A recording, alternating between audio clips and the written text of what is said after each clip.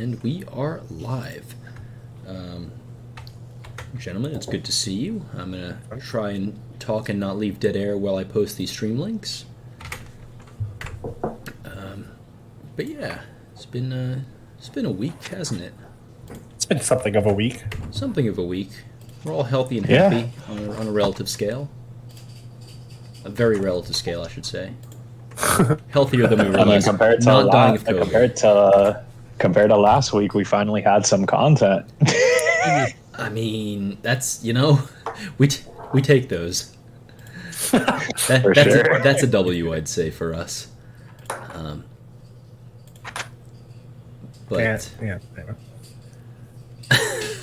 Hey Hanshu, how you doing? No, this is not Raw's wedding live stream. That is, I want to say this week. I'm not sure exactly. Yeah, I figured it was this week. I'm pretty sure it's this week. But as you can see, this is we're all collectively recovering from the hangover that was Raw Life's bachelor party. So it's going to be a little bit of a woozy stream, I'm going to say. Woozy is the adjective we're going to use for this particular stream. But we're here. We're good. All Lifestream viewers should have gotten an Evite in the mail to view the Raw Life wedding stream. So and to my knowledge, I think the honeymoon is when Crevasse comes out. So, I guess the honeymoon is in Crevasse. Oh my god. That I feel like that isn't something we should be discussing on a PG stream. I don't think we are a PG stream. Yeah, that's true. Oh, my bad. This is a PG stream? I mean, depends on what PG stands for in this case. Before we begin, actually, while we have very few viewers, I want to do a quick test of something. Hanshu, or whoever else is in the chat, I want to do a volume check, because last week I feel like the intro music was too quiet, so I want to quickly play the first, few bars of it. Can you just let me know if you can hear this? These bars? Yeah, no, it's crazy. Speaking of bars, there's quiet. Ross. Why is it? Okay. Is this better? Oh, that's way too loud. That's way too loud. Oh my god, why is it so loud? Hanshu sounds great. Okay, cool. Thank you very much for that. I've been just kind of stressing out trying to figure out how to make that sound good. Ross, how's it going, my dude? Good to see you. Man. It's weird though, because we have this pre-show mostly to let folks filter in, and also just to kind of work out the kinks in the whole stream layout and whatnot. And since it worked, I don't really know what else we're supposed to talk about for the next 10 minutes or whatever. What is the live stream without technical difficulties in the beginning? This is Oh right, yeah. We're supposed to run into some problems. This is new territory. I'm scared, honestly. I need an adult. Something's about to screw up. Oh god. But we're doing okay though over here. We've got our fancy new pre-show layout courtesy of Poto Cedar. You see there, slightly different. We got the blue materia tagging in there for the previous kind of magenta pink materia, representing Leafblade Mouse's ascension to co-host. Ascension. Like a god. Just powerful. I'm trying to remember what the blue materia does in Final Fantasy VII now. I remember I picked that months ago. Isn't blue the passives, the link materials that you add on to other materials and it converts into something based on the blues? That sounds right.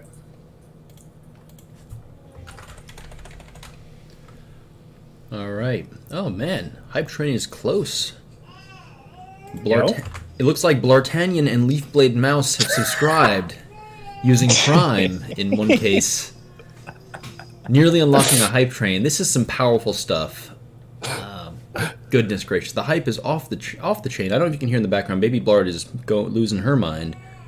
She's just shouting and banging toys on the floor and stuff. She's on top of the hype train. She is the hype train. She at this point. I don't know if I've given you guys an update. No, I'll give the update during the stream. But her development is frightening me at this point. Oh no! It's honestly even scarier than not having technical difficulties during the pre-show. Oh my gosh. It's very freaky stuff. Blight's just in a very like scary place right now. It's a very fearful Fitting for- environment. Fitting for October. I know, it's spooky, very spooky, highly spooky.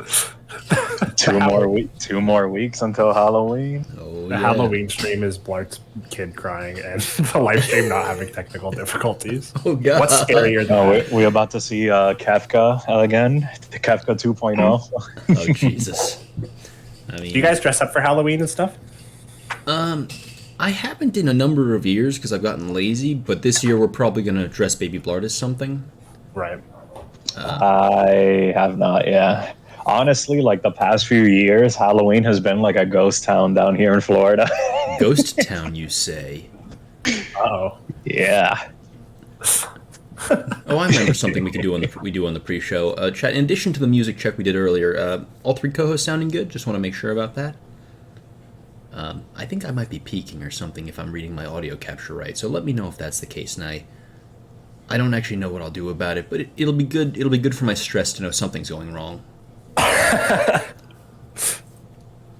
So what tell Blart something's going wrong and he can finally relax.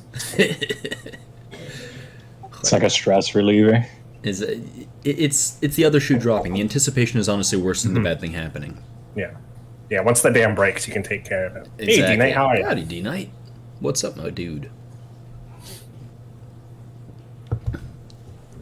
All right. Well, I mean, it's about that time, I think. I'm pretty sure it's about that time. Jeez.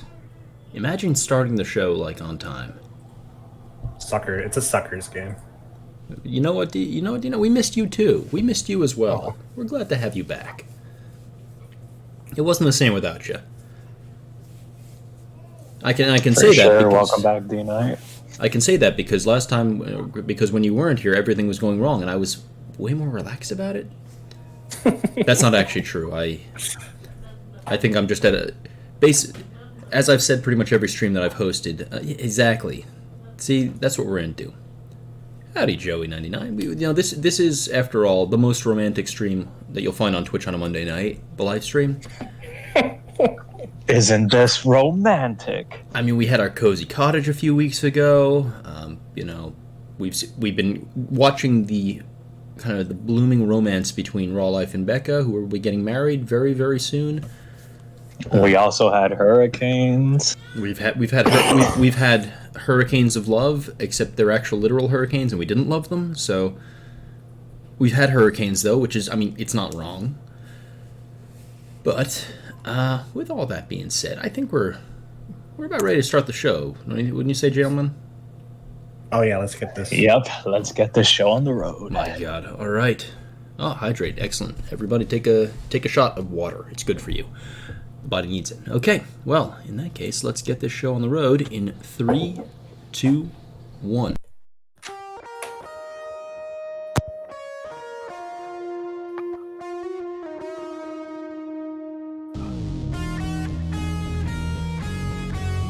And now it's time to start the show with Raw Life, Bl'Artagnan, and Leaf. This is the Lifestream.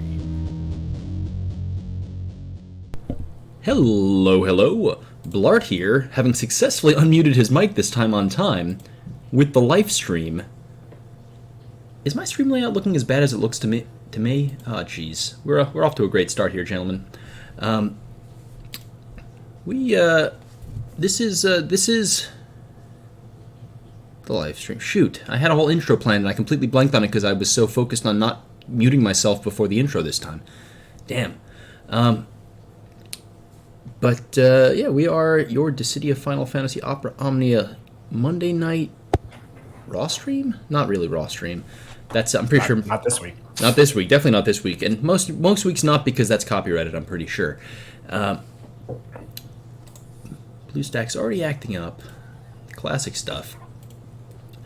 There it is. There Wouldn't it it is. be like, welcome to the live stream? Exactly. Welcome to the live stream.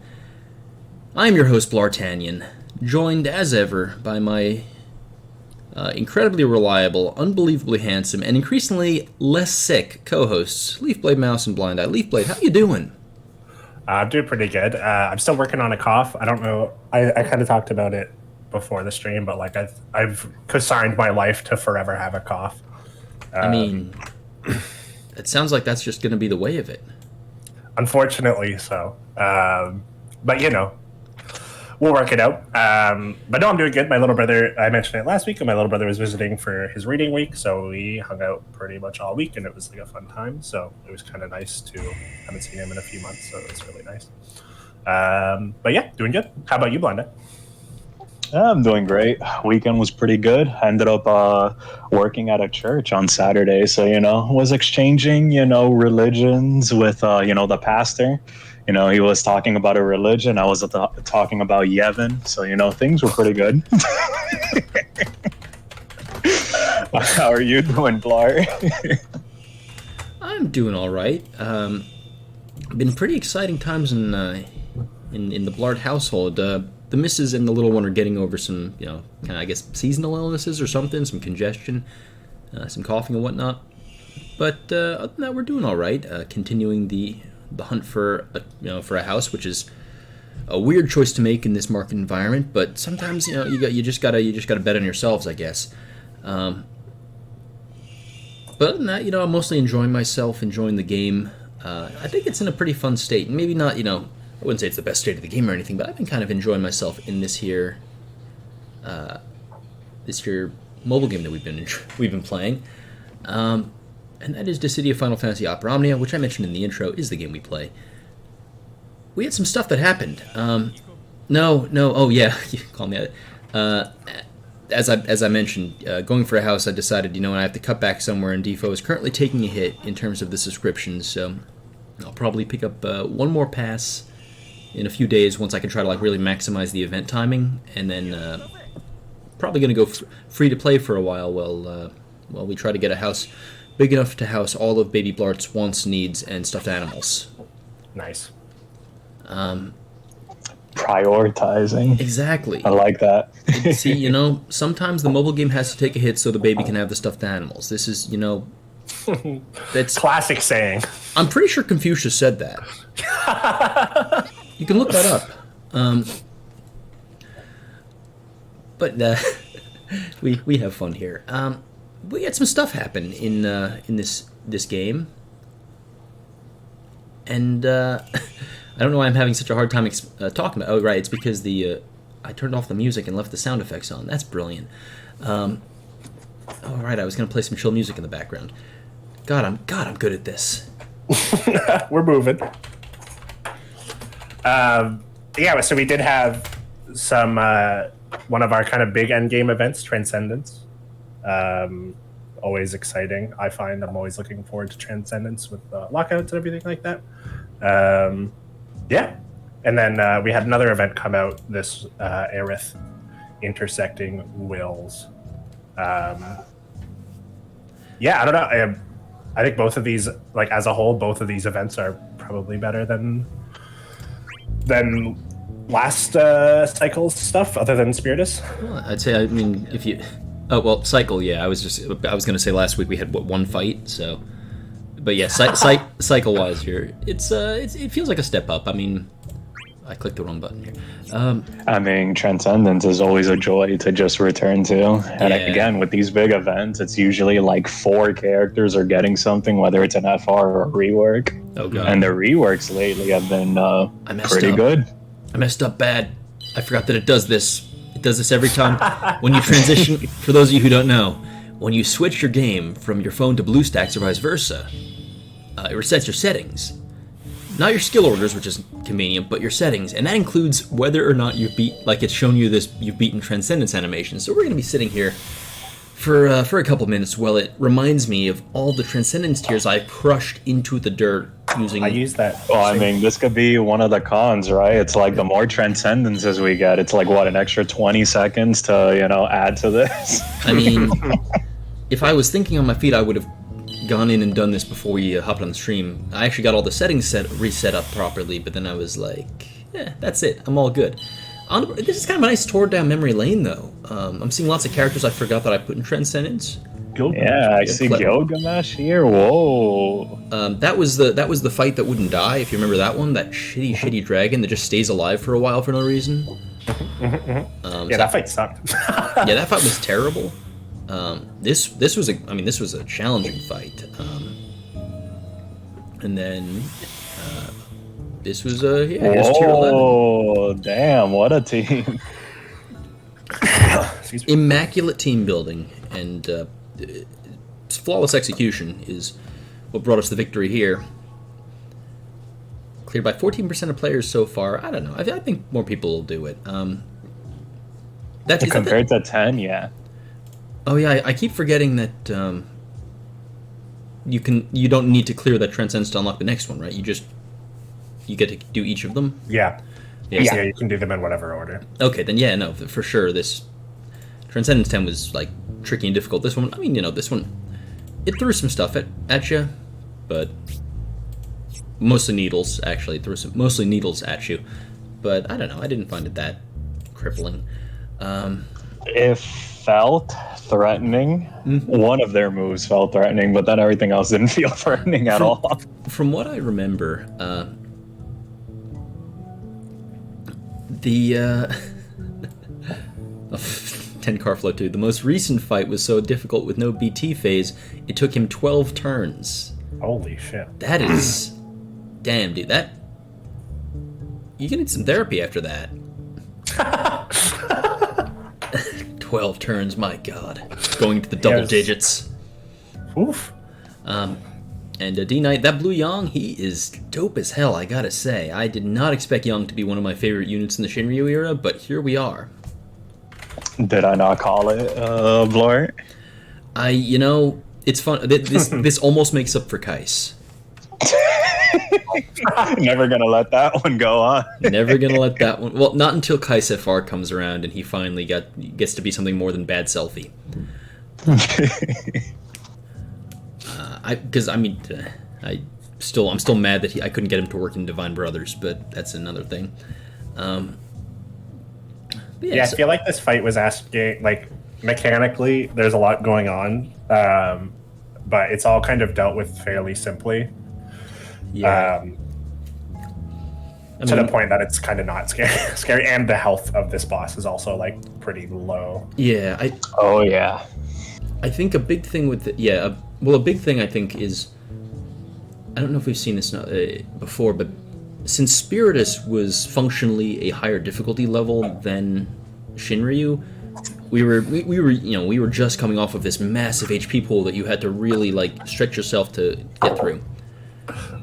And then we have this fight where it's kind of reverting back to kind of the HP pool that we're used to seeing, and it just feels like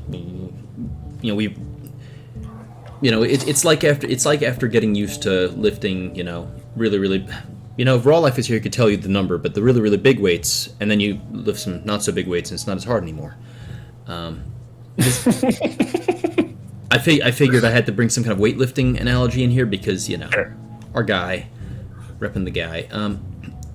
Although, actually, 10 car flow, that was what I was about to say. Is I think the challenging part of this fight, from what I was seeing from a lot of people, was the HP requirement, because your force can get so potent that you can blow them up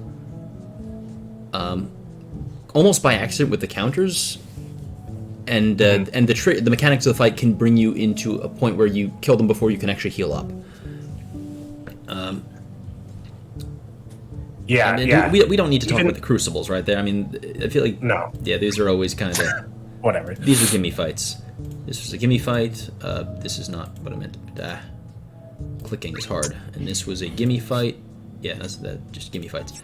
So let's look at this thing. Yeah, the side gates are just jokes, apparently. Yeah, honestly, the side gates are The side gates are funny because the one thing about the side gates is, if you decide you want to change your team for Reckoning, sometimes you have to go. I'm pretty sure I killed the Bahamut fight 4 or 5 times, just trying to decide on a final team comp I wanted to use, because I knew it was going to be Vayne and Yang, and I was like, who's my third? And I didn't want to use Kayn. I don't actually know why I didn't want to use Kayn, but I did want to use Kayn, and I was like, I'm going to use Agrius, but it took me several tries to decide that Agrius was the one I wanted to slot in there. It was just... So it's almost more of a chore of it than anything else, but it's still lock. In general, we're fans of lockouts. I like that you have to kind of drag characters through in order to qualify them for this. Like the premise is kind of neat. Speaking of Agrius, here's a question for our viewers. During boss thresholds, would he still do the thresholds while they were paralyzed or nah? That's a great question. Like the debuff applications and whatnot. I will watch Blart's YouTube video and find out. Yeah, if you go check out Bl'Art Defo on YouTube, you can see Agrius in action in this fight. And the answer is yes, they definitely still do throw needles everywhere. My secret tech here actually ended up being Alexander Summon. Alexander Summon and focusing one of them and like using Splash to whittle the other down so that Young didn't...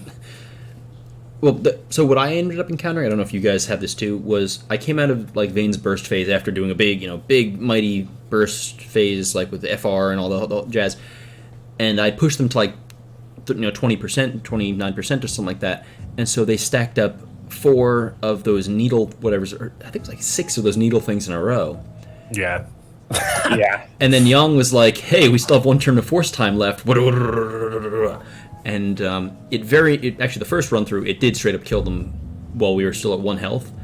And so what I ended up doing was just adjusting the targeting a little bit and getting one of them to survive so I could Alexander Summon and just kill him in summon. And that worked out perfectly. I feel like the needle. What did you guys end up running? You know what, maybe we should talk about like what the fight does besides... We keep kind of referencing it. But sure. I don't want to read through it, but it's like, what should people know about this fight? Yeah, so I think the big things on this fight are paying attention to the thresholds. So they have both health thresholds that they do actions on, and then they have force thresholds.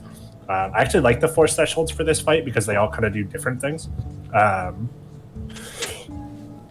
I think the big ones are the 70 and 80% ones. The 70% one does, I think it's the paralyze, and then the 80% does stop or something like that, freeze. Stop.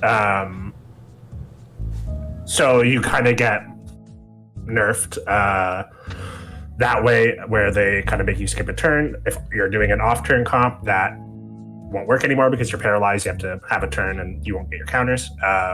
Or if you have the stop, then what does stop do? Does it? I believe that stop is that it stops you from charging your EX. Oh, that's weird. I think there might also be a battery turn-off component, but I could be confusing that with Bane from the next fight. Howdy, Excalibur. Welcome. But anyway, and then they have the those kind of buffs to them, then the extra debuffs that they inflict too.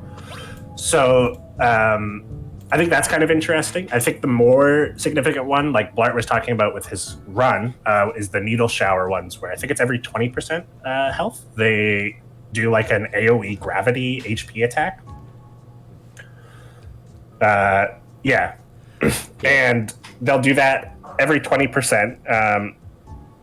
That, and it's guaranteed hit, and you can't mitigate it. Right, it's just like, here you go, fuck you. Yeah, no, there's I don't think there's any way to stop it because it's guaranteed. It ignores HP damage reduction, and because it's a gravity, something like attack down or whatever isn't going to stop it either. Yeah, so like you can't freeze it, anything like that, because they just fucking. They retain their brave too, so it's just straight up like reduces all of your HP to 20% of current. Yeah, so I think the main crux for this fight is if you're doing an off-turn team, like these are the 2 most popular kind of strats to run, is if you're doing an off-turn team, managing your health during your FR time so that you're not crossing over too many thresholds at once, and like being able to heal back up. And if you're doing like a rush down thing, it's just like making sure you're doing enough damage during your burst phase or whatever to just like kill them so you don't stack up 8 needle showers that just murk you. Can it kill you? No, I think because the needle shower, no, it cannot kill. Because I think one exception. Don't quote me on this, but I thought I saw something in the Discord about 8 dying with his HP damage taken up thing. Yeah. Oh wow. Yes, that's right. Did that actually happen, or? Apparently, that's what Trevoid and BC both said, so I'll take their word for that one. That's really funny. It's pretty good. Actually, Wait, so A can actually die because he takes more HP damage. that's really, really, really funny. Actually, speaking of, this is not related specifically to the fight, but I found out while playing around with 8 that if you use him as a call, I was using him as a call with Edward because, he has Wave Start debuff lock. Mm-hmm. That was a weird way to say it. Hit lock as a debuff start wave thing, whatever. Anyway, that was even worse. Jesus. Wave start lock. Thank you, Blind Eye. That was wow. Words are hard. And I figured, okay, well, of all the various lock calls you can use, most of them have defensive. Like Zax is like, oh, they take reduced HP damage and stuff, and Cella's is like, here's my shitty trap that doesn't matter because I'm not on the field during it. 8s gives you attack and embrave and break damage up and reasonably decent stats. I was like, okay, cool, offensive stats, great. And I looked at his base call, which also has wave start, and I was like, oh, cool, attack, max brave, and user takes increased HP damage. It's on his call too. That's hilarious. Yeah, it doesn't give you evasion. It doesn't even give you evasion. It just makes you take more damage. That's really funny. It's really funny. I mean, in theory, if you're using a lock call, the person probably has some way of, they have built-in evasion, or you're using Golbez for some reason as a lock tank. You're using Golbez. I'm using Golbez. Thank you. The character probably, if you're using a lock call, has some reason that they want to get hit and has some way to deal with the fact that they're taking damage.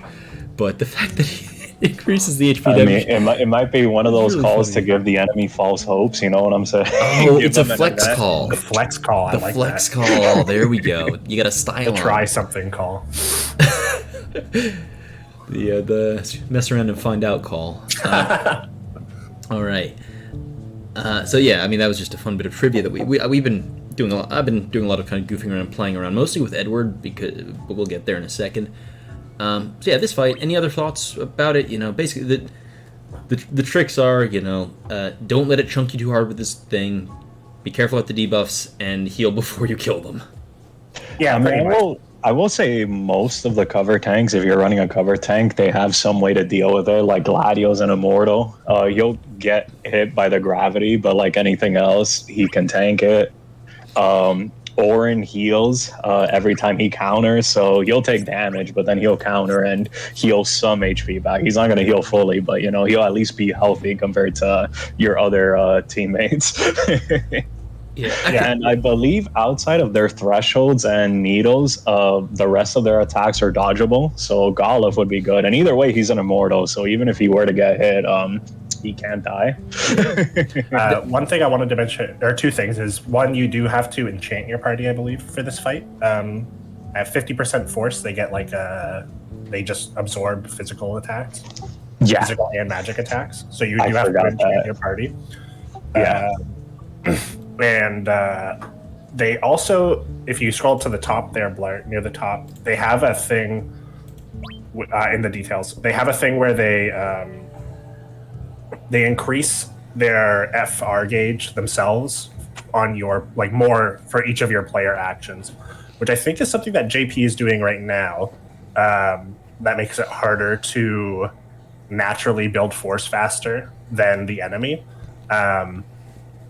So in this one, it's not too bad. It's 0.5. But I believe in the future, something that they start doing is you just can't unless you're actively charging the gauge. They'll just hit their force time sooner. So it's kind of interesting to get a little taste of that in this fight. Yeah, it reminds me. I know. In one fight, I think it's 2 months from now or so. That multiplier becomes crazy when you try to FR charge. Personally, I'm okay with that because I haven't found that style super fun, but I know there are people who really are into it, and it'll be interesting to see if they adapt or if they find it doesn't feel as good in this environment. So another there are actually a lot of mechanics. As we're dissecting this fight, there's a lot of mechanics. I feel like something I liked that we didn't Mouse, you kind of alluded to it, but in addition to having the HP threshold attacks and the force gauge threshold attacks, the enemy also will trigger Needle Shower at certain counts on their force time, which is kind of a nifty kind of Oh, interesting. addition. Yeah, I guess it's like a special. I mean, I don't know if it's used as an attack or if it triggers as a separate like action, but Another mechanic that was never really mentioned is if you take more than 4 actions, they apply, I think it's a blue aura, and that prevents your buffs from going off until their next turn. that is a Right, really so sort of that's a cool. way to combat stuff like Tidus, I guess, or like. Tidus, Terra, Vayne, turn hugs in general. Yeah, I think it's kind of weird because it's not like you're doing 0 damage or anything.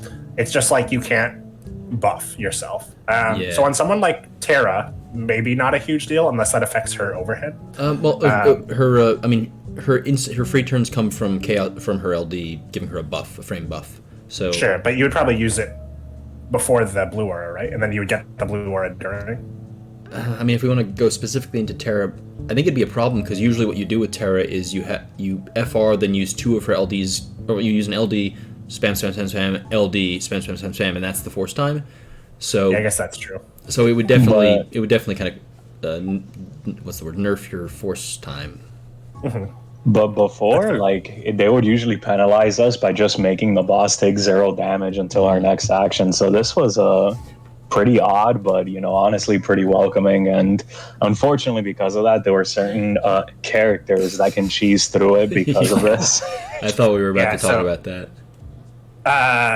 Yeah. So Zell is like specifically like his dual buff is the thing that makes his actions or his skills tick down. So if you can't get it, then you can just like use free skills infinitely. That's very Another funny. character is Lise with her skill too as well. Yo. Basically, yeah, how Mal said it, basically these characters, they apply some sort of buff which upgrades their skills, but if they're not getting the buff, then they can just keep spamming it because it's instant turn rate, because you're supposed to pretty much move after it, but if the buff isn't being applied, you can just spam it and it doesn't count against you. Have something like Kane or Freya in the air, and while, they're busy, doing ones, Kane is like capping out his damage, and it's an annoying process, but it gets the job done pretty much. Yeah, don't do it though. It's dumb. It's boring, yeah. This fight, I don't think this fight is difficult enough that you would like. When Divine Alexander came out, it was a tricky enough fight that I didn't really blame people for doing the Gladio cheese. I actually found it harder to pull off the Gladio cheese than to run the fight, but Yeah, it took some effort to set up at the time, right? Yeah, Because, but those who preferred that to doing the fight, I was like, I don't blame you. You could argue that it's more complicated, but at the end of the day, if that's the way you want to do the fight, I don't think it's an invalid way to kind of go back. With this, I'm like, I feel like this doesn't feel like a toxic fight that you need to like, or like the Doulahan was a great example of like the first time Doulahan showed up, I was like, man, this thing sucks. Yuffie, okay, cool, good, it's out of the way, and then they brought it back and we had to deal with it. But that was I didn't blame the people who Yuffie cheesed it because I was like, this fight sucks. And then in fact, people who brought Kimari in because of the codes were being praised on. Yeah, no, that was the Doulahan thing. What was it? I think it was just black and spear. I believe that was the only condition. Yeah, so like Kimari filled both. Yeah, which was really funny. Kimari stunks just through the roof there. But yeah, and this was a fun fight overall. I think there was enough going on to keep us interested, which is cool. The HP, was probably it was definitely on the low side. A little too easy to blow up, but I actually really liked the needle shower as a way the needle shower and the buff cancellation things as ways to kind of force you to pump the brakes a little bit. Specifically, if you force time too hard, you can kill them before if you're running a counter comp, like I said, the 20%, the 20% threshold triggers or 30% threshold triggers, they do like 2 of those counter things. You do like 10 million damage in counters and kill them or something like that. Yeah. So I approve of the design of this fight, I'd say. It does a cool thing but it counters both of the most meta styles of play because, like I mentioned earlier, you have to do a good job at your rushdown. If you mess it up, then you just eat 8 needle showers in a row. And then with the counters, you want to make sure you're playing safe or carefully. Yeah. Which is rare. Most fights will counter one, but not the other. So it's kind of cool that we got one that counters both. Yeah. So overall, I do like the fight, that it wasn't too hard, that like people just falled back on Tifa. It felt like Tifa was honestly overkill for this fight. Yeah, I definitely felt like we were too strong for the fight, but I liked the design of it. Mm-hmm. It's kind of like sometimes for some of the crazier fights we've dealt with, I found myself thinking like, I like the design of this fight, but it's a little overtuned, and I wish they had kind of maybe scaled something back just a hair. With this fight, it's kind of the opposite. I like the design of the fight, and it was maybe a hair undertuned, but I think it was like, I guess maybe the health. But yes, Carflow, Tifa is overkill for every fight. And Cross too. But yeah, no, I think okay. Overall, Lifestream gives this fight 11 out of 11. I think it's a blood out of 10. It's a blood out of 10. Blood out of 10. Yeah. Blood out of 10. Shout outs to Bamboozled. Subscribe to Bamboozled on YouTube. You'll be glad you did. But as Blind Eye mentioned, every one of these Transcendence tiers comes with not one, not two, not three, four. Count them, 4 C90 upgrades. And we'll start with the most important one first. That, of course, being Shantoto. I thought you were about to say Edward. I'm like, oh. I thought I said to myself I could speak the practical truth, which is Rinoa, or I could speak the spiritual truth, which is Edward. But I decided to go completely different direction and go with this little something. Well, I don't know what do you want to call it. She's a tiny black mage from that game that nobody plays. Oh my god! Wait a second. Right. Some girls right in the chat. I'm so sorry. I didn't realize. Oh god. Uh-oh. This is gonna be big drama. Anyway. So does everybody here have Shantoto's gear? Well, I think a lot of people probably do, because she was she the first burst weapon? Second burst weapon? No, she was the second. Second. The Squall was Squall. right. Yeah, I couldn't remember which one was first. But yeah, so she was the second burst weapon. Second LD too. They introduced us before I came back. They introduced LDs and BTs at the same time, I'm guessing, right? Yeah, but it was more so that it was like 1 BT, 1 LD, and then 2 LDs with like the first BT, and then so she was the 4th LD to come out. Yeah. So very early unit, and it's kind of similar to how everyone and their mother has Kane. It's like, okay, well, new weapon type, new difficulty, whatever, new something. The first one, the early units are going to be worth picking up because they're the ones who are going to kind of help you get over that hump. They don't always age very well, and obviously it's been 2 years since her BT came out. But we're not here to talk about her BT, because she has that BT. She got the BT plus. It's kind of tragic. She had it, yeah. Oh my god, it's just I mean, come on, man. I just think Shantoto's problems, and I hate to say this, it sort of feels like she's never really been in the spotlight, honestly. She's been good, but she's never really been fantastic. And for a protagonist / antagonist with a burst, yeah. As BC said, it's an MMO moment. The MMO is not really getting a whole lot of love, even though those are kind of, I don't know, you'd think they'd invest more in them because that's a way to pull in new players, but whatever. Let's keep it that way. But I mean, yeah, though, it's so. I've always found. I mean, okay, I guess we should talk about what she got. She got more damage, basically, is all it comes down to. Across the board, reworks. Her skills have been reworked. I'm pretty sure both of her skills and her EX all double cast now, or something like that. Which that's true. It used to just be her S2, but now it's kind of a thing all across her kit. Yeah, except LD. Yeah, which is that it's a cute little gimmick getting. But the LD did get a buff. It's now 2 turns, if I recall. That right there is what I was going to talk about. We're jumping around there. We're jumping ahead to kind of, I think, Shantoto's big selling point, which is she's this kind of high turn rate pseudo turn hawk who does damage, and she imperils all elements, which is kind of cute. Not super relevant anymore with basically everyone imperiling their own element. The really cool thing about Shantoto for me, beside the fact that she's a dark enchanter on her BT, is that LD, because it's not often that you find a character whose design is they're a damage dealer. Their deal is they deal damage, they're the Squall, whatever, I can't think of anyone off the top of my head that isn't Squall that just deals damage, really, just deals damage, except, like, they also have, like, a powerful utility attached to it. Like, and we'll get to Rinoa, but we'll talk about her, but, like, right now Rinoa's damage is crazy, and she also brings support and utility and stuff, and that is a very powerful combination. I mean, like, Tifa technically brings utility with her EX, but she's just there for the damage in most cases, functionally. Toto, like, I'd say something like Machina is pretty comparable that way, where like he has really good auras, but he's there to deal damage. Yeah, he's a damage dealer first and foremost for Machina is, and Toto, she has the BT, but the fact that she has this very reliable framed 2-turn paralyze now, 2 turns now, and 4 uses, I believe. So that's 8 turns of like guaranteed paralysis out of a damage dealer is not the worst thing in the world. I would say that it's not a good thing given her damage and whatnot compared to other units, but I also haven't really played around with her. She does have Staff Ultima Weapon, which is one of the more popular Ultima weapons. So if you're a Shantoto fan, I think this is not the worst time to be a Shantoto fan.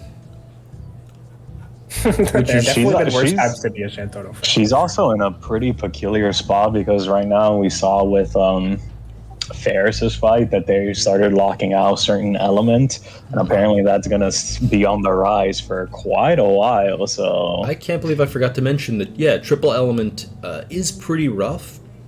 In theory, depending on the fight, she might be able to work in certain fights because you can just rely on one skill, but that is pretty terrible, and I wouldn't recommend it. And her BT plus now enchants Dark too, which is I think only going to be useful in like the Balthier fight and the Anna Crow fight and Tier 12. I think are the only Dark fights, if I'm remembering BC's spreadsheet right. Yeah, and there's also a problem with Balthier's fight because they're weak to Dark, but if I recall, Shantoto's pretty debuff heavy, and they're immune to debuffs. Oh god, can't even imperil. So okay, I think this character sucks. Yeah, she's not good. She's not good. I think again, I'll say again, a damage dealer with like a paralyzed utility is a nifty niche. I don't think it's a worthwhile niche to invest in heavily unless you're a huge fan of the character, especially in this day and age. Speaking of investing into characters who people are huge fans of, we're going to go ahead and talk about Edward. There it is. There he is. Was tempted. So everyone's favorite bard who doesn't lurk in the Dystopia Discord server is he's back with the C90, and I mean you guys know I'm a huge Edward fan, huge, tremendous. Originally just because I liked his playstyle when he came out, but then I played FF4 and actually I like the guy a lot. I know he's not everyone's favorite character. Shoutouts to certain former Tomberry Troop members, etc. But what do you guys well, you know what? I guess before we do that, do you want to talk about what he got, or should I? You're probably most familiar with his kit, so okay, go for it. All right, let's not get. I'm trying not to be biased and like go into a huge soliloquy about it, which would be appropriate. Bard, Shakespeare, all that, but culture. So Edward's a battery support, and he's a debuffer, which is a kind of nifty niche to have. Usually you don't usually get a character who debuffs the enemies effectively and also buffs there's Dystopia Bard in chat right now. Howdy, dude. But you don't usually find a character who buffs the party capably and also debuffs the enemies capably. Edward fits that niche. He previously had auras that, when he first came out, were very good. When he got his LD boards, were not that great because they did not. They kind of give him lip service with his auras. And going into this, we thought he was going to be getting like absolute jank auras, like insultingly bad ones, like just enough for them to suggest they cared, but they didn't actually. It turns out that our data was wrong, and they actually gave him good auras, the 30-30 Brave and HP damage that you like to see. Numbers don't really matter in the grand scheme of things, but it is nice. It's reassuring to see it when a character gets upgrades that like they kind of just line up with what other characters have for comparison's sake. And so seeing that lines up with the other supports.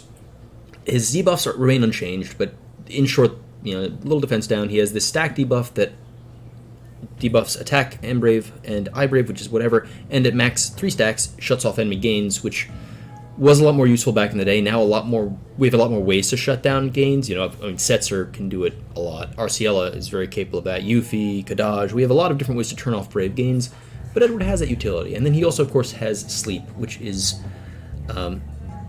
weird, because it's a stun. Like I said, you know, utility characters who have a good kit and then also disable, quite solid. That said, off the top of my head, I don't think there are many disable characters who don't also bring other stuff to the table, but for Edward, you don't need to rely on his disable. It's nice to have, though. What it does is for, I think, 5 turns now? 6 turns? It's 6 turns. 6 turns. That's awesome. Nice. You love to see it.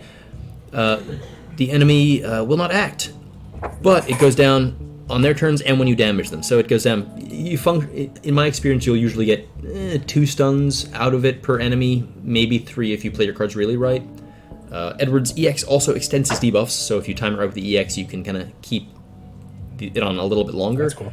I didn't know that. It's kind of annoying because I was, again, playing around, and I somehow misplayed a run and thought that he had managed to extend his own. He used a call, the lock call I mentioned, and then I thought he extended it, but I must have seen it wrong or something, because he didn't. So that was very sad. Oh, right, I almost forgot to mention, the last piece of Edward that you need to know about is he hides, and that's a cowardly thing to do. Honestly, I can relate. I'm a big fan. But it charges the gauge when you use it, which is kind of a handy thing to have in this day and age. And when he's hiding, his auras are cut in half, which is not the greatest. He also begins regenerating hit points. And now, with this rework, this is kind of the most important thing about Edward's rework. He now applies the heal to the whole party, or everyone regens on their turn. It's, you know, party HP regen. I don't know why I didn't say it that way. Which is cool. It's actually, the thing that people I think are overlooking is it's 30% HP. And again, numbers don't matter, but I don't know if you noticed, 30% HP is one of the biggest amounts that you're going to find as far as HP regen. It's huge, because the reason is, originally, when it was just him, it was supposed to be, you know, a super duper heal for him while he's hiding, like, to recuperate. And it wasn't intended for the whole party to have it. So the whole party has this really powerful heal. I don't think it's a huge thing, but it's nice to have. So Edward, lastly, you know, he has a good ultimate weapon. It's the unique ultimate weapon, so that's kind of cool. So that's a lot to talk about. That being said, in terms of what I think of Edward, I love the character and don't think he's that in a great spot right now for the same reason we talked about last week with Agrias. Which, I mean, if you guys want to, I've been talking for a while. If one of you wants to jump in. Yeah, I mean, this meta favors us going off turns, and the fact that he prevents the enemy from attacking us, yeah, it's not good. I think probably the biggest aspect that damages him is his debuff going down on when you attack the enemy. So if you, like, you're never going to run him with an off-turn comp because you're just, like, eating that debuff away, so there's, like, no point. I don't know, like, it's such a strong, like, just, like, flat out enemy can't do anything. I don't think they could do something like they did with Selfie, where it's just, like, 6 turns regardless, because that could be, like, a whole fight if you're playing correctly. I mean, they made Agrias, didn't they? I mean, that's true, but there's still, like, you still have to you know, like, get your, like, you have to manage, like, it's not huge, but you still have to, like, LD so you get more Brave. Yeah, and get another Brave Plus and stuff. It just feels like they should, I mean, they need to do some more work on Edward, either extend Sleep or honestly make it so that the EX has some component where, like, if Sleep is ever active on the enemy, it just goes back to 6. Actually, that'd be wild. The thing is, I think he's overall a very competent character, because he's bringing competitive auras, he's bringing good healing, good battery, acceptable damage, like support level. Mm-hmm. And the utility of those debuffs, turning off the gains, and just generally having good stat debuffs, on top of this Sleep thing. Oh, the Sleep also delays when it expires, which has very specific niche applications if you want to run a Cloud of Darkness FR team. Shoutouts to Goose. I'm not going to do that, but it's much like with Agrias, like, it's this kind of awkward thing where, you know, Agrias, I think Eldnarsh, there was a time when, for what, you know what I think it is? I was thinking about this. There was a time when Disable was preferred to, like, counterattacks, because while counterattacks were more turn efficient, the animations made them less time efficient. And so, like, yes, sure, you know, you can run like Eldnarsh or 8 or someone and beat it in half the turns. But if you did that, you're condemning yourself to a 40-minute run. Nowadays, because of the way FRs work, you're incentivized mechanically to build counterattacks for power, and they end the fight faster because they're giving you more of these jacked up FR attacks. So, really, there's no real reason to use these characters, except I found one stupid case, which is that some of them, like Edward, hit a lot of kind of hipster niche things. Like if you just want to play a different style, like I've been running him with Lewd because he has a stacked buff, and because you can use, you know, they both heal, and they, you know, you can kind of play a different style than the counter style or rushdown style everyone's using. I believe they call the style mid. Is the style? It's not like a good team, but it's a way to change things up, and I've spoken on this show about this before. Diversity of experience is what this game's all about. So in short, I guess we should also mention that his call is actually pretty handy because A, the LD call gives sleep, which is a handy little disable, and B, he has debuff start, so you can. Back in the day, it was funny for like niche eye brave or M brave down strategies, but you know, it's something. You can debuff enemy eye brave and M brave as well. Doesn't come up too often these days. I think we have much more powerful calls, but the disable on the LD is not the worst thing to have. I wouldn't chase him, but you know. All right, I think we've spent too much time on this character who I knew I was going to spend too much time on. I think you made a good case for him. His age overall for. I forgot there was one last thing about him. He has a new HP plus now when he's hiding, which actually works with Charlotte and Aerith. There you go. There we go. Oh, anyway, that's true. Oh yeah, he has a new HP plus. Yeah, I'm planning on using him with Aerith and seeing how that goes. But beside Edward, we had another support who I'm going to say. Actually, I'm pretty sure both you guys pulled for this character, or you know, invested in this character. So you're going to have to fight it out amongst yourself. Who's going to give us the rundown on?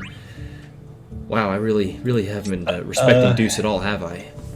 I guess I could cover Deuce.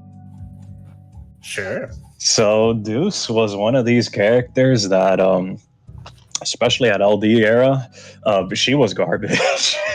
Wow. Yeah, when she got her LD tuning pass, I don't think she got a rewear. I think she just got her LD. She was I think the LD was literally 1 HP attack as well. She wasn't good, but I guess the developers realized that and they super loaded her whole kit, because her whole kit got a substantial upgrade. Her skill 1 is now a instant turn action, and it now heals the party. So she's an FR charger. I wouldn't call her a dedicated FR charger because she only has free skill use when she uses her LD. So I'd say she's more of a backup. Like if you have an FR charger and you want to throw an extra one in, maybe you're running Rinoa, Luna, Freya, and you want like a sub charger as well, you can throw like Deuce in there. Her skill 2 has a pretty unique aspect. It's only 1 HP attack, but if for every party member that has note, it goes up by 1, so we can have up to 4. Her EX is pretty good, and it's fast charging. It has like 5 HP attacks, and then her LD also has 5 HP attacks, and that's overall pretty good. On top of a damage upgrade, which is pretty standard nowadays, her auras are great. I think for a magic character, she's pretty much dishing out even more numbers than Lewd. In total, it's like, I want to say 185%, and that's with AA active. Without like the AA actives and whatnot, we're looking at 140, which is still like Lewd numbers.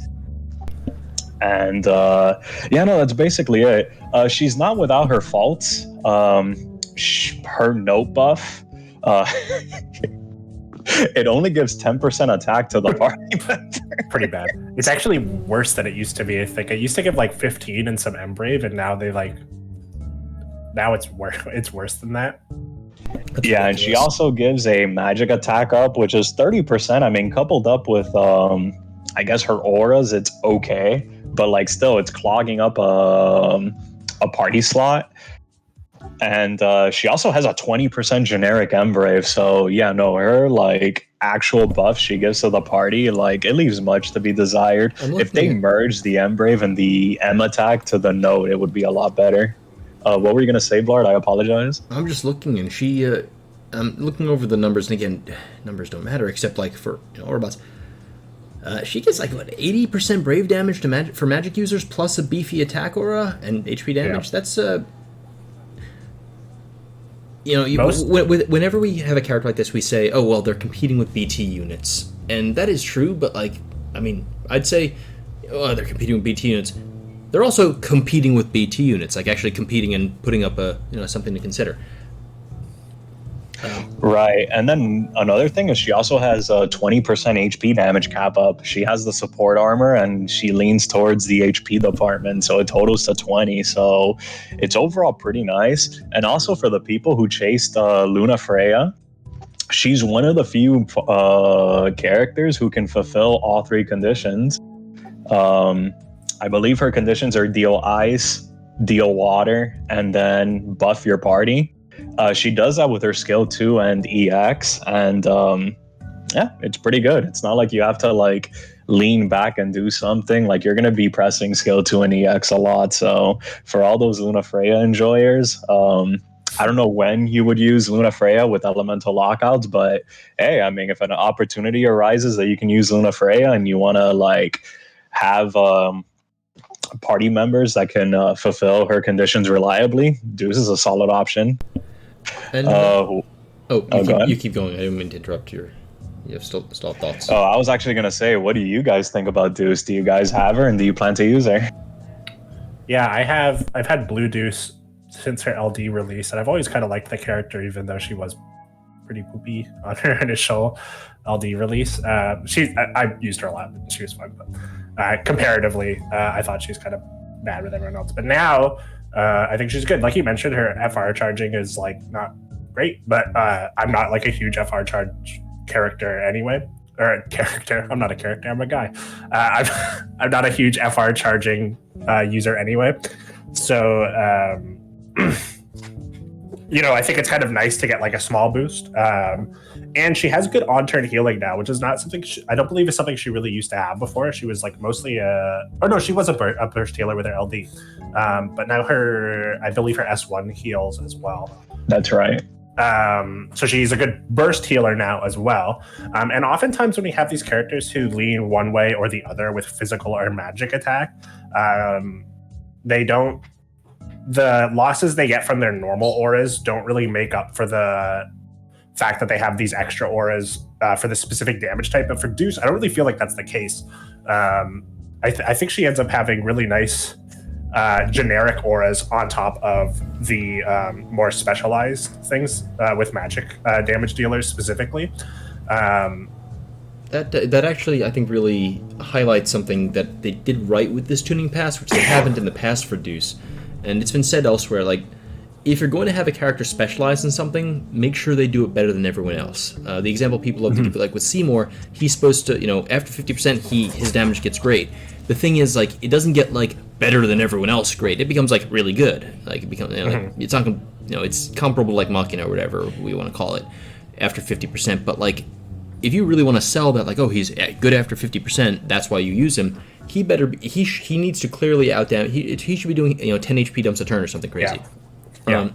And with Deuce, previously it's like, oh, her gimmick is she buffs magic attackers, but it was like, okay, so her gimmick is that she doesn't play well with physical attackers. That's the gimmick, because the magic attack buffs are like comparable to the neutral buffs that other people give. Now, looking at it, she, like you said, solid neutral buffs, just kind of plays well with others. And then if you're using magic users, they swole. Another thing that we didn't mention is for a support unit, for like a very dedicated support unit, her damage is respectable. Like I was, you're looking over the numbers, and again, numbers don't matter, but HP dumps do matter, and she actually has brave dumps. Jesus Christ, someone's gonna HP attacks. She has a lot of her attacks have a respectable number of HP attacks, coupled with again a good for support, coupled again with a good ultimate weapon type and good blue armor. I think just a solid all around unit. Yeah, I think it's like. I think she's a great unit. I don't know. I'm going to use her a lot. So I think if you're not using magic players like magic characters, then don't go for her. But I think this is like a prop. This is, if you want to use Deuce, you should probably go for her now. Yeah, I'd say so as well. And she doesn't get in the way of off turns. She's pretty good. I think the only off turn that does magic damage would be Edge. Is it just? I guess later on, Ace? Minwu, Gao, Ace? I guess, would count as one. Cloud of Darkness. Cloud of Darkness. Cloud of Ace? Darkness, yeah. You know, there are a few. So there's one last character we should talk about before we jump into the fight. I know there's 2 more characters to talk about, but that'll give us some. Oh yeah, Beatrix too. Thanks, on Oh yeah, Beatrix, yeah. Beatrix, that's on us. The X-Gal, you're don't you do that? It's against the law, the rules. There are rules, man. Mechanically speaking. Anyway, yeah, I just have been trying to say HP attacks for the most part. But anyway, so we got Rinoa here, and she's insane. She's nuts. I don't actually have her kit. I skipped it because I pulled Tifa's kit and haven't been inspired to use her, so I figure, you know, why. She got too much stuff. You know what? We're an hour in, and we haven't even started a fight, so instead of looking at the character screen while we do this, we're going to hop into the fight. Mm-hmm. And you'll be able to talk about... You know what? No, that's dumb. We'll go over to the fight is what we're going to do. And then we're going to talk about Rinoa, because she's worth talking about. Then we talk about the fight and the characters that came with the fight, and that's the order we can do this. I don't want to count Kryla as an off-turn unit, some girl, because she paralyzes, and... So, like, yeah, she has a trap that you can use 4 times, but then, like, afterwards... I don't know, it just feels bad. But I guess you could make the argument. She definitely loves playing with off-turn units. I don't know. I'm not the arbiter, though, as it is. I'll leave it to the people to decide. Set up a poll about it. Why am I doing this? This is dumb. Anyway, so Rinoa is a character. Did either of you pull for Rinoa or use Rinoa? Because, you know. Yeah, go ahead. Yeah, mine's is pretty short. I want to go for her BT, but you know, I got her FR in 30 tickets, and then I tried going for it in Aerith's banner. I got it in 20, so it's like, bruh, like, I think at this point I'm just gonna token it because I'm getting everything early. What about you, Mal?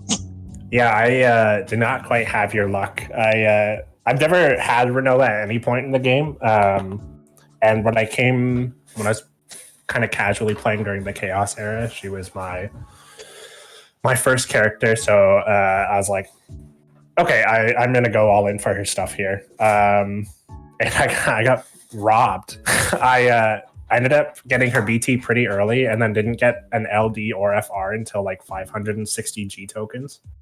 Oh my god! So that sucked. But I ended up getting all of her stuff eventually. Like, I got the LD or FR and then pitied the other one, and then got like a bunch of high power stones. But yeah, I don't know. I think this character is broken. This is a really strong AoE damage dealer with really good supportive auras on top of that. So her biggest abilities are her special HP attack that she gets from her BT, which in one form it's like 7 HP attacks, I want to say, but in the wing form it is 9, which That's right. Nuts. And forgive me, I can't remember if they're full or split HP attacks. They're split, but she also has a chunky Brave Cane in between all 9. Like, she's gonna cap all of them. Right. Yes. Okay. Yeah. So I think, like, she's obviously like a rushdown glass cannon kind of character, which I think she's always kind of been, is my understanding. Yeah. I don't know.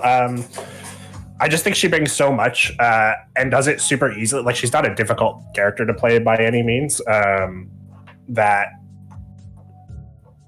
I don't know. I've been kind of struggling to like think of stuff to say about her just because she is so good. She kind of trivializes anything that doesn't directly counter like rushdown stuff, and even then, like I think there could be ways that you can work around like thresholds and stuff like that. But yeah, I don't know. She's a great character.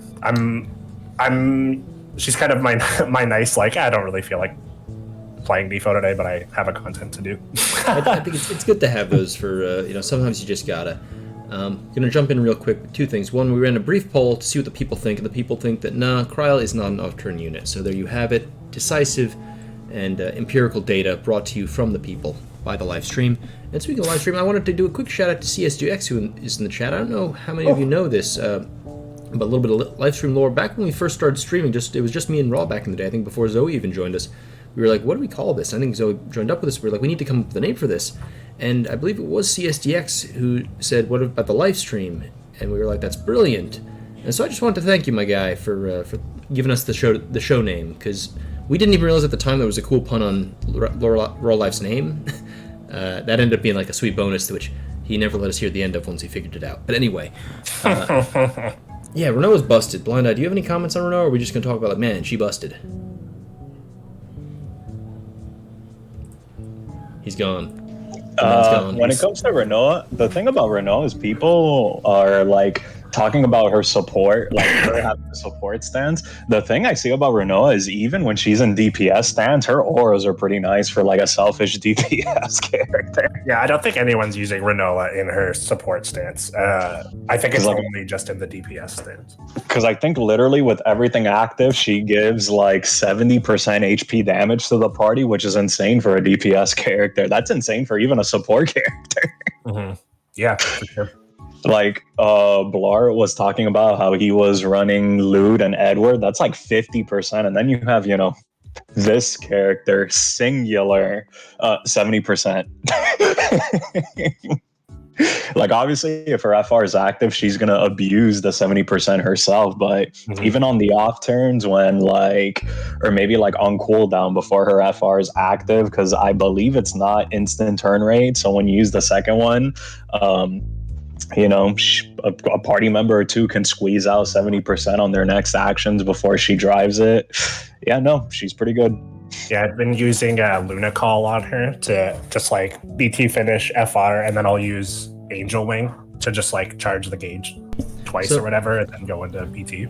This actually is a great kind of bookend to how we started this character discussion, because we talked about with Shantoto how it's like, okay, it's kind of nifty to have like a niche of like, oh, I'm a DPS unit who also has this cool paralyzed utility, like this one little trick that I can pull out that no one else can really do. But I suffer for that by kind of sucking as a DPS a little bit. Rinoa, to counterpoint that, is like, okay, so I'm a crazy broken DPS who also has great support auras, who's also a healer, who also can gauge charge, who also, you get the idea, has a dog, like, it's insane. And so, excuse me, like, yeah, no, the role I've talked on my channel back when I used to make good videos about the difference, like role compression, or not role compression, like role coverage and like versus role, I guess precision or focus or depth or like if you want to think about like the length versus the width of how a character's kind of role distribution plays out, and it's kind of insane how much Rinoa does and how much of it she does well. Yeah, so, she's a pretty wide character. And on top of all that, we should mention, for the elemental lockout, she's non-elemental and magic, which, as I understand it, is the most favorite of the three weapon types in terms of not getting like countered by lockouts and counter mechanics and stuff. So just really pick up Rinoa. You'll be glad you did, unless like you're a dirty hipster or something. Yeah, and people have been doing like I hate. Maybe I shouldn't even say anything, but like I hate when people like bring the comparisons of like skip whatever for whoever. People are like saying, oh, I want Rinoa, but Minwoo's coming up and he's also an AoE magic damage dealer. But like obviously they do it totally different ways and they offer totally different things to the party. So don't be like don't be like that. If you want Rinoa, go for Rinoa. If you want Minwoo, go for Minwoo. Characters but have nuance. Be realistic about why you're going for them. Characters have nuance and they do different things, and at the end of the day, there's a good chance, you can really cherry pick your characters and never have to really care about the difference because the content doesn't usually get so hard that it matters. But every so often, a GL first fight, a Dare to Defy lockout, something comes up, and who knows, an Equinox or Crevasse. And it's helpful to know, I have this kind of character to cover this kind of situation, this kind of character to cover this situation. And even if you don't, like I said, diversity of experience, that's where we're at. Cross, we're not talking about reigns yet. I was going to segue into that. If there's anything Global teaches us is there's lockout. So rather than us talking about like one character just gets crept by the other, it should be just like, oh, you should pick up this character and then obviously this other one in case a global fight comes out with lockouts. Like we're getting Crevasse next month, or not next month, at the end of this month. Yeah.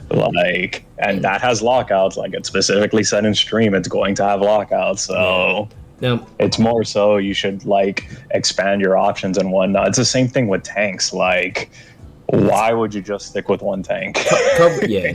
Roll coverage is good. Roll overlap is even better. The one thing I'll say to just kind of balance ourselves is that. This is of course within your budget. Like if you have 50,000 gems in your pocket right now, and you're like, do I pull for how do I get Rinoa and Minwoo? Maybe try to budget and go for one, save it up. There's plenty of. I think the late great content creator Jin Lee, who isn't actually dead, he retired. He made a great video about budgeting back in the day. If you want to look him up on YouTube, but there's just manage your resources and. Manage your resources well, invest smart, and once you have the means to it, it's good to start kind of building overlap once you have coverage and roles and whatnot. Content creator emeritus, exactly. Thank you, CSDX. So we're gonna jump into this fight now, the second event that we had this week, because I think this is the longest we've gone talking without actually playing. Normally Raw's done some co-ops and stuff, but every time I try to do it, I get freaked out and cancel out of it. Distracted. Sorry. But Sorry. So what fight are you doing, Bl'Art? What fight am I doing? I am presenting to you a bouquet of thoughts and feelings. This is Aerith's Intersecting Wills.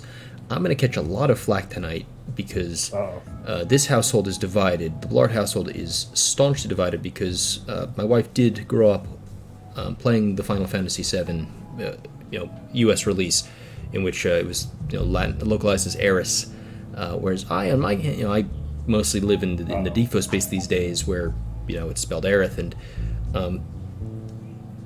I don't know. Like if there's anything that could drive a wedge between us, it's going to be this. So I just hope that she doesn't hear the stream at any point. Anyway. Does she have a bouquet of thoughts and feelings for you?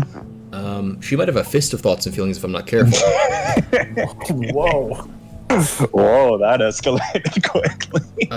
The lady has very strong views. Anyway, it's all fine. We're all good here. So Aerith, our favorite flower girl, has had herself Intersecting Wills. I thought it was a cute little story that,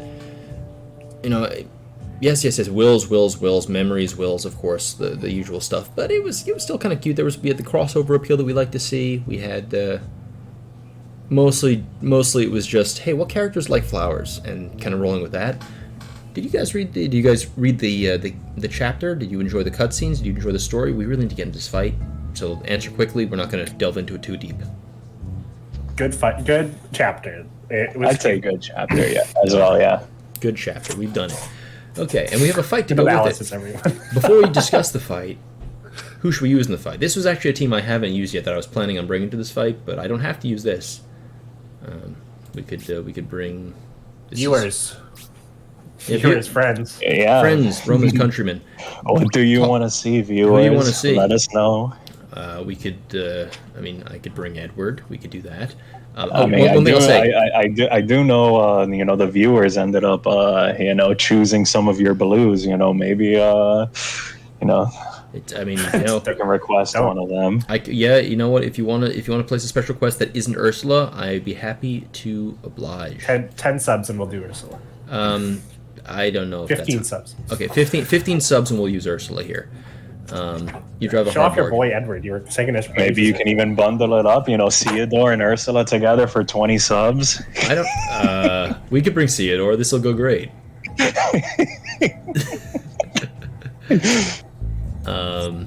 I see a Sephiroth in chat. I see no Reno in chat. I see literally just Sephiroth. So I guess we could do a Sephiroth solo. That'll be fun.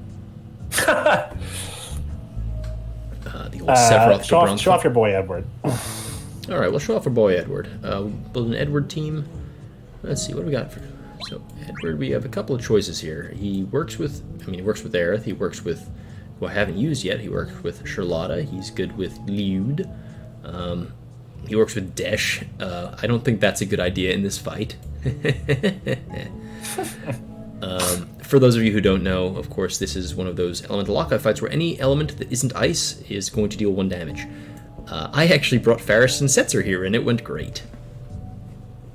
I ended up bringing Luna Freya. I just didn't use her FR, but despite her moves having water as well, she was still doing some pretty solid damage. Let's see, I was thinking... and what if we went a little saucy here? What if we tried this? Here we go. How do we try this team? Let's see what happens here. I kind of like the lewd. I can't remember his name. Edward. Edward. The Lewd Edward combo. Maybe we should see that. What is it? Lewd Edward and Sephiroth. Shout out to Gabilon. Pledward. Hey, Sephiroth has a stackable buff. Maybe it'd work. What's up? But you can charge his EX with Lewd, and then you can extend the buff. Exactly. So you can get extra uses out of that, and on top of that, and I actually used that already. The Lewd combo. I love that. And they both have the stacked buffs, which is great. They have great auras, so that's cool. We got the blue armors. I should probably figure out some calls to use, huh? Aerith call now. Her LD now gives her that's right. buff or debuff on all the enemies for 4 turns. That's new. That is cool and new. I like that. Speaking of, what are the characters that came out with this event? We are going to discuss that just as soon as we've gotten into the fight, so we can stop thinking about it. Probably this. Probably this, I'm guessing, is a good idea. And then that. Yeah, I think these 3 should work pretty well. I think. Just making sure that you have all your stuff equipped. Usual stuff. Alright, cool. Well, let's hop into the fight and discuss that their characters. We're gonna fight some the Griffins. first one to discuss is Alphanod. You know what I'm saying? He got force enhancements. Oh, Alfie, the force enhancement. Shout outs to Alfie now on YouTube. Hell yeah. Alfie the guy is cool. Alfie the character suck. And unlike I guess these counter characters and get slightly higher damage with their off turns, his poison is still the same. Womp womp womp. But the real characters we got. If you're just getting force enhancements, fuck you. The real characters we got who got reworks are Kurasame and then of course Aerith. Well, of course, rework. They're both pretty good for both of these characters, I would say. Kurasame, his improvements are interesting because I think he doesn't have any additional party buffs, I believe, but he just does more damage. They gave him some very mild auras. Oh, okay. Just 10% HP damage. It was I think on his skill 1 buff, it gave more attack and embrace. Yahoo! Okay, so excuse me. But before in party, he was just there to kind of drop his debuff, and then I don't want to say he was dead weight per se, but it's just it was more about managing the debuff and making sure it was high all the time, which is still the case. But now he's doing pretty solid damage on top of that. I'm I'm a Type 0 fan, so I've had a blue Kurasame for a long time. And yeah, he has like 4 HP attacks on his S1. He's got like 3 split on his S2 now. That's right. His EX is 5, and his LD is also 5. And then his follow-up attack, his Ice Pillar, is 2 Brave Dumps now, which is nice. And they activate when you use this call too, which is kind of funny. So yeah, I don't know. I don't think there's a whole lot to say about him couldn't have been said before, other than he's the same, but he does more damage now, which can help justify his slot in the party more so. Yeah, I'd agree with that. I still think his call is still pretty good too. It's pretty popular. It's still one of the highest HP damage ups in the game. I believe it's tied with Seymour, but Seymour's is condition based. His is stack based. Yes. And still it's 6 turns. So with both calls, it ends up being 12 turns of HP damage up, which I think is just valuable anytime. So yeah, good character. If you don't have his LD call, you should, I think, still pull for it regardless. Does he have another? Oh, I guess he has his BT later. He does get a BT later down the line. So I'd say even now, just securing the LD. Like if you're, like if a player is struggling to deal like HP damage and whatnot, like this is a pretty nice LD call to have. Yeah, I think so too. Okay. Oh, sorry, Cross. Did the debuff get buffed or something? Is that something that happened? Moving on, though. Aerith, sort of more, I think is more interesting to talk about. Yeah, and I guess I can talk about Aerith. So Aerith, first off, is one of these characters with cursed artifacts. So, I believe in her case, I wouldn't say both of them, but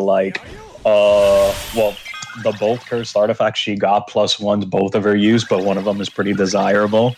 The reason why I'm talking about it is because with this tuning pass, both of them are free turns and they still don't do HP attacks. So she's an okay force charger without cursed arts.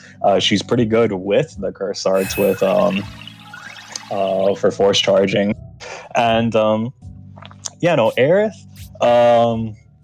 she got a pretty nice tuning pass outside of her skill 1 and skill 2 that was discussed. Her LD is now 4 HP attacks, and then the beauty about this LD is the follow-up from it, which is from her buff that her LD gives.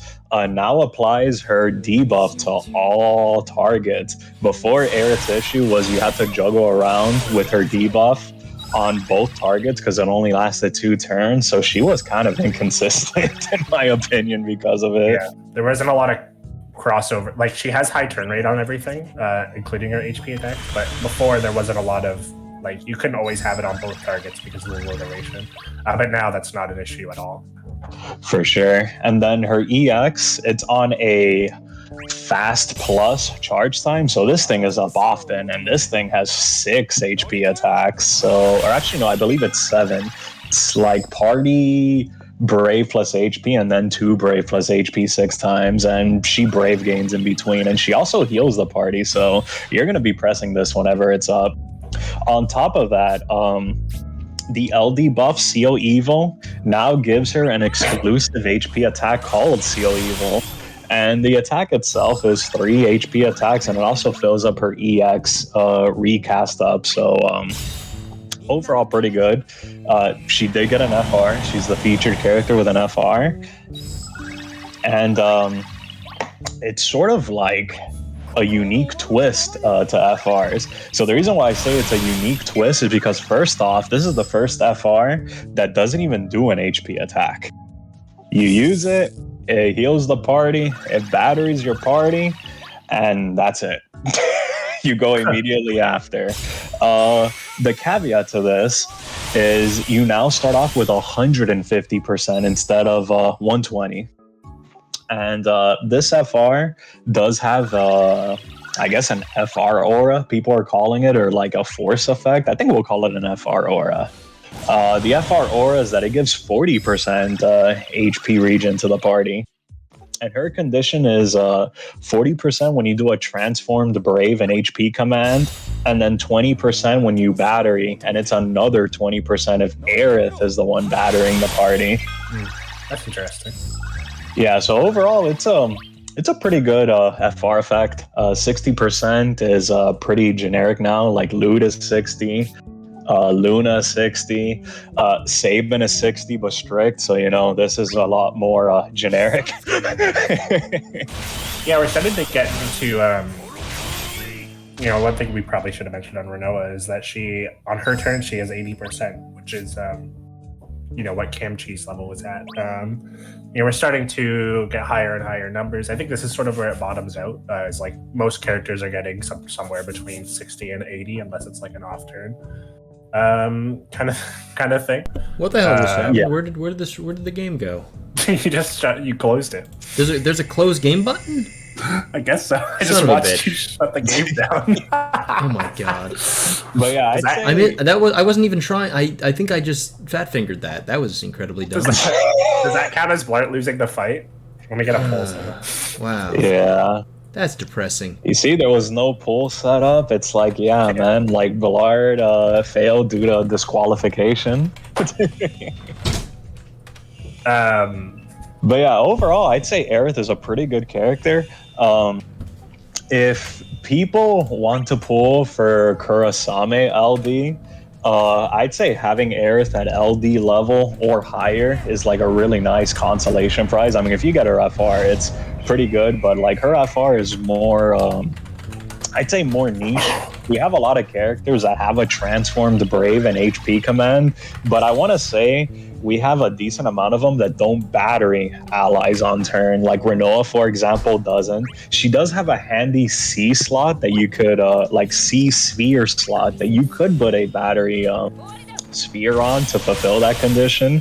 But like, one of the more popular ones like Machina, he doesn't battery. And unfortunately, he doesn't have a C slot to, battery the party with. So, yeah, take that as you will.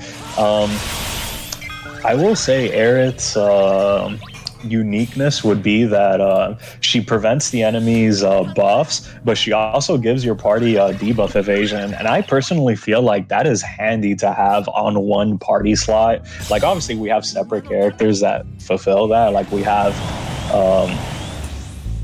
prevent buffs. We have Vincent's BT, which, I mean, that's costly, like having a green BT. So the fact that she has that with LD is pretty nice. And then debuff evasion, I mean, we have Aphmau, we have Ignis, and we have Lena off the top of my head.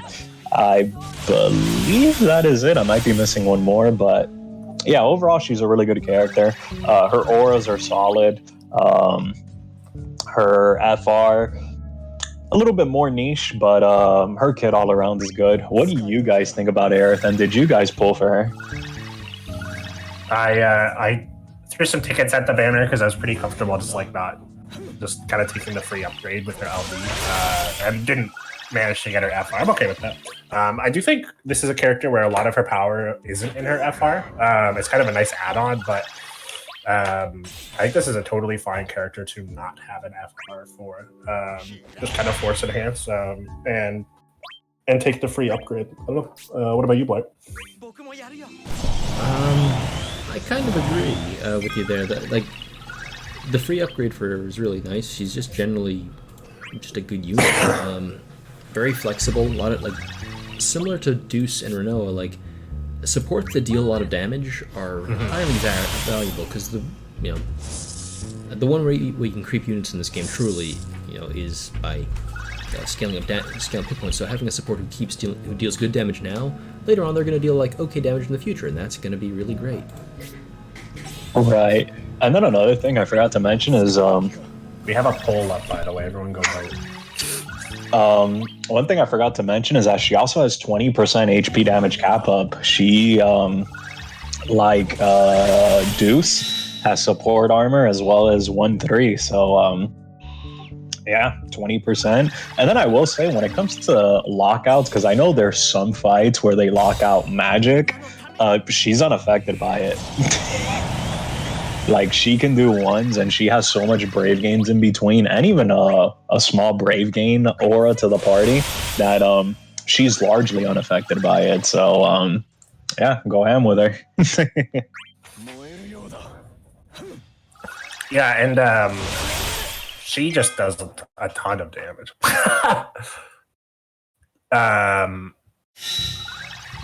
Yeah, no, it's crazy with her. And a very common UT type as well. One thing is... sorry. One thing... like, she's pumping out 1 million damage on her EX without... Like, I don't have a staff UT, and that's like, I just have her EX or whatever, and it's like nothing. She just like does 1 million damage on EX. It's pretty crazy. And then, yeah, that LD debuff is extremely strong right now. Yeah, I don't know. I think this is I think both of these characters are really good pickups at the time. I know a lot of people are trying to skip Aerith for when she gets a BT in like 7 months. And that's dumb. If you like Aerith, you know, pull characters you like, of course. But even regardless, I think she's a strong character to pick up now before her next tuning pass with her LD, where she gets even better. Or with her BT. Yeah. I'd say the only time that's warranted is if you'd rather go for both the characters, but even then, like, getting the FR now means if you get the other FR early, like, you already invested in her FR the first time, so yeah.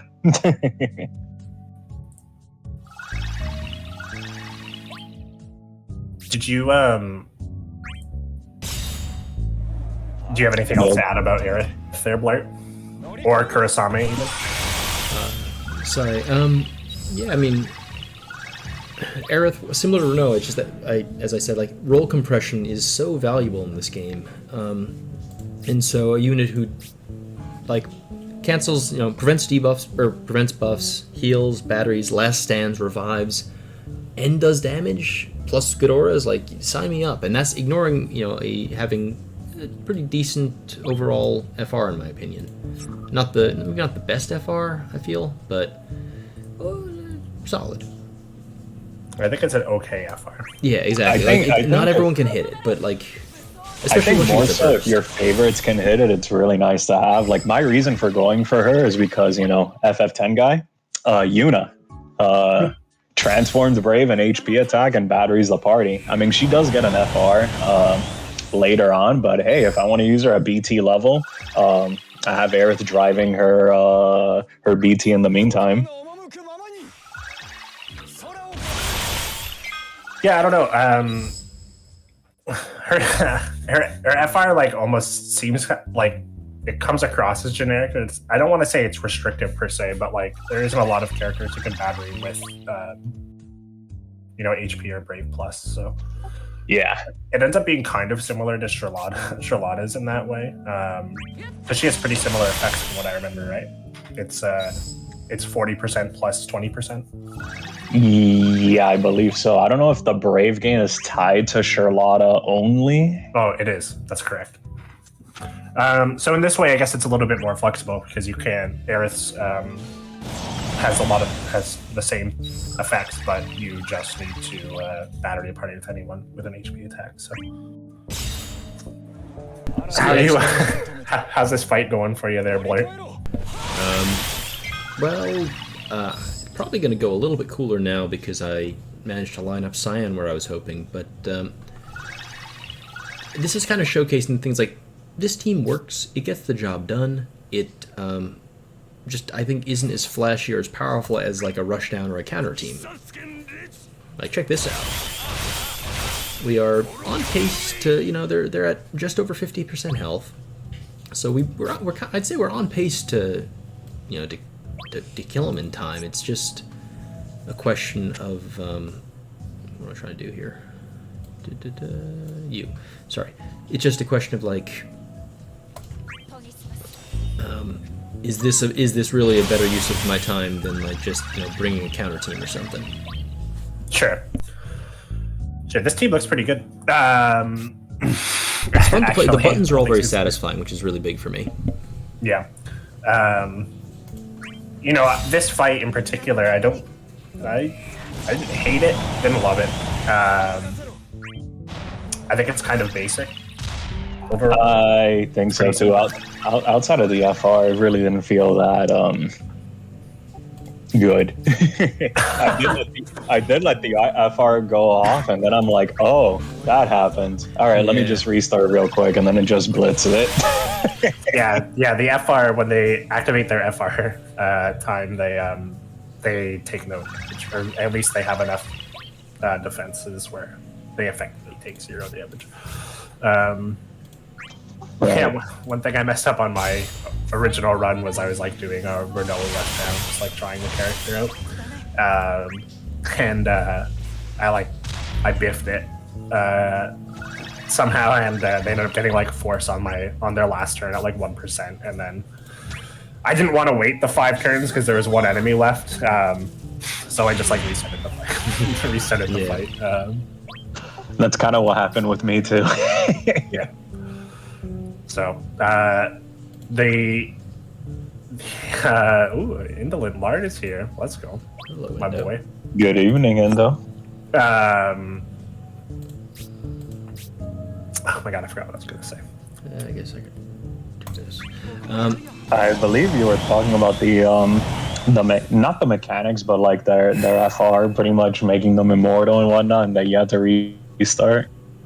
Yeah, I think the FR might be like one of the only interesting things in the fight. I know they have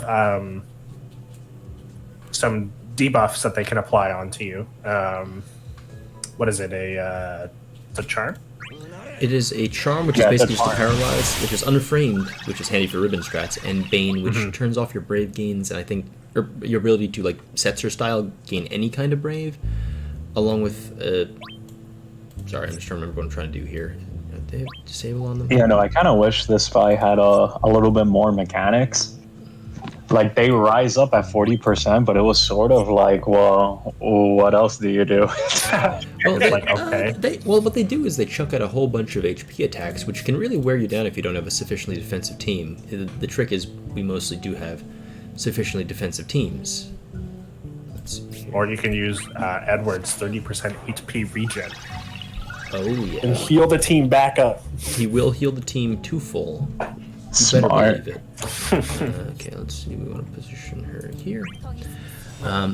But I will say, I think this fight hit a good difficulty for me, specifically because...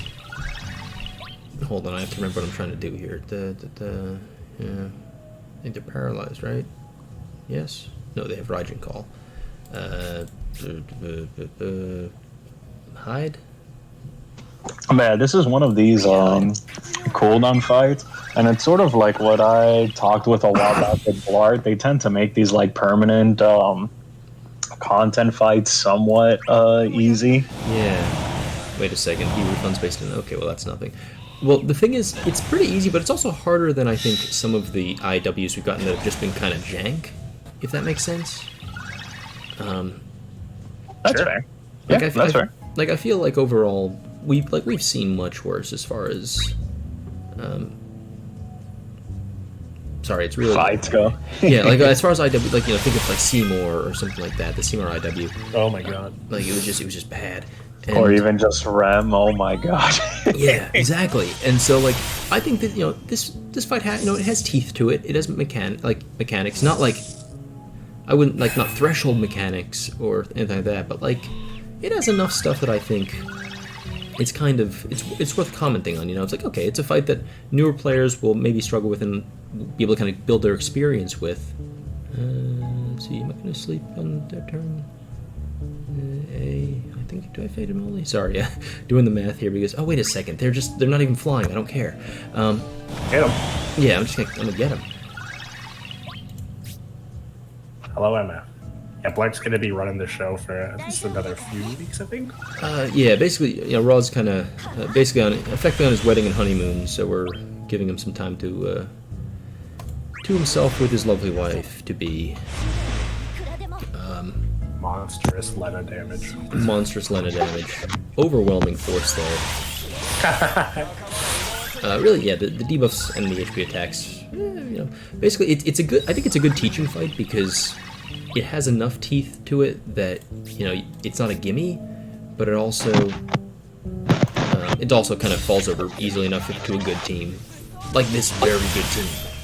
This excellent, maybe even the best team. It might honestly be the best team. Like, I don't want to presuppose, but like, oh geez, oh, that's not good. Okay, I see. So we want to go ahead and give you this, but we also want to give, okay, well this will work. Too many things I want to do. If only I had Luna Freya on this team, that would really tie the team together. Let's see. I keep forgetting that they don't have debuff. They don't debuff right now because they're not flying. So I don't know why I'm so nervous. I'd say Indo. I would say Edward's probably the main prize of the Rinoa banner. He's up there For sure, right? Like he's got to be. Him and Toto taking that prize home. Oh, who knows? Maybe you'll get people to. Yeah, maybe I will get people to static. Blend, are you there? You okay, man? Oh my god. What happened? Where'd he go? Oh no. Blind Eye buddy. Are you with us? Oh no. But yeah, and we're pro Deuce in this household. For sure. I did not expect the technical difficulties to come near the end of the stream. That's Yeah, can you guys hear me now? We Hello. can hear you now. Yeah. Oh no, I was gonna say maybe you'll get people to pull for Edward after this is over. I wouldn't pull for Edward. I would consider investing in Edward if you have his stuff, but I wouldn't like go out of your way to get it. Like if you pull it along the way to Rinoa, that's solid bonus right there. Yeah, that's how I view it. Oh, is he with Rinoa or is he with Shantoto? Oh my god, you're right. He's with the Shantoto. Okay, never mind. Oh yeah. Okay, no, yeah, that's. Sorry, dude, that banner sucks. Holy crap. That's such a bad banner. I can't even defend it. It is so bad. Wow, that is just an absolute crap banner. What a stinker. Wow. Alright, well this is gonna get real upsetting real fast because I'm a little... Yeah, what you do here is you can summon and then use Agrius's OPEX. Yeah, that's kind of what I had in mind, but like... Oh god, this is gonna just... Or you can just waste it on Faded Moat, and I'm kidding. I guess you're not going to do any... Agrius has gains, right? Yeah, no, Agrius has gains, so we're okay here. I think the entire team has gains. Going for the maximum damage with that big LD. You love to see it. Always try to think about this animation is so good. Yeah. Yeah, it belongs to a prominent character that a lot of people want in. That Rex you're talking about just Rex? Yeah, Rex, right? Beat me to it. Think of the same thing, though.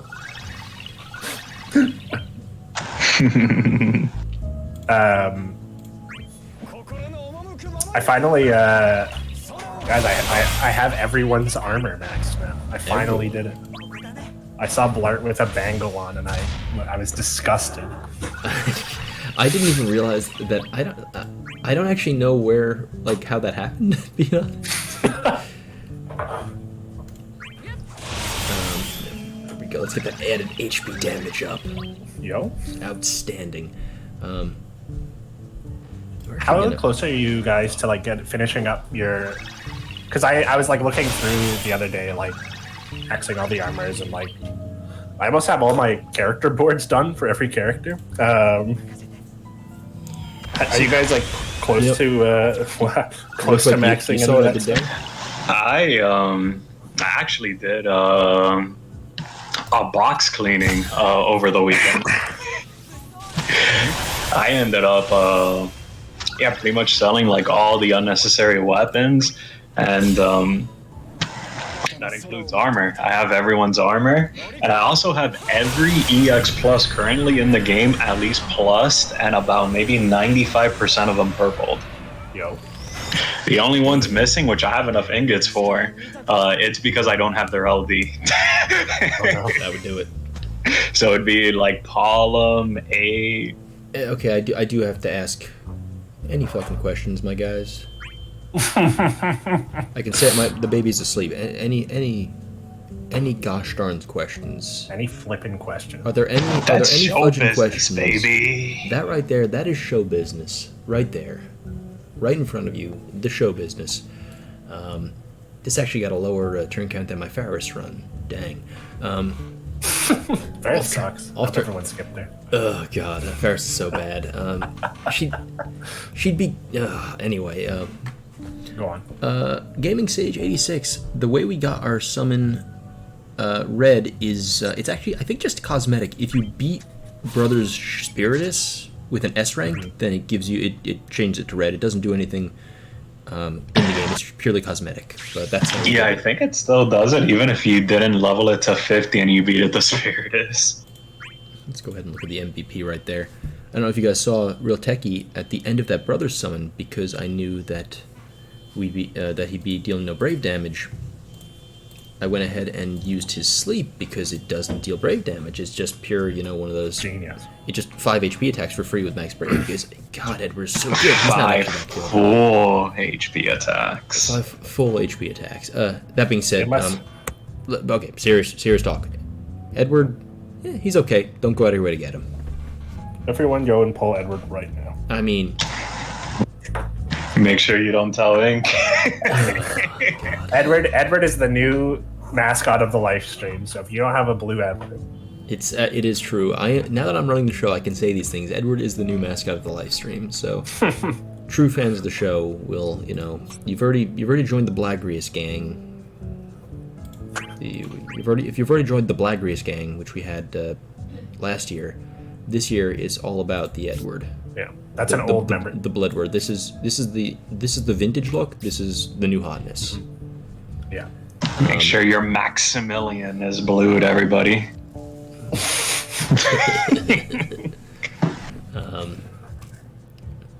Do I even have? I don't think I even have Deuce LD. I don't think I got the LD for Deuce. You had a bangle on her, so I assume no. I'm pretty sure I did. So Maybe the Sorry. bangle was good luck. You never know. maybe it's a lucky bangle. You can't be sure about these things. Man. All right. How many subs for Blood to pull Deuce LD? Okay, tell you what. 1. We'll do 10 subs for Deuce LD and 5 more to Blur. That sounds like a decent deal, but it has to come in the next 12 minutes because we do have a strict bedtime. It's not easy. But we'll be here next week and we can do it next week. So tell you what, it'll carry over into next week's stream. If we get 10 subs, we'll. Oh my god. Well, that's 1 out of 10. I have no idea how to do the sub layout thing, but I'm writing it down here. You can hear my pen scribbling. He's like whooping out the notepad. Yep. Does mine from earlier count and yours from earlier count? Yes, right? I'm gonna say yours does. I think that's fair. Because we didn't know this was gonna happen, but I'm not letting my free Prime sub go towards making me pull Deuce. So Blard, next week.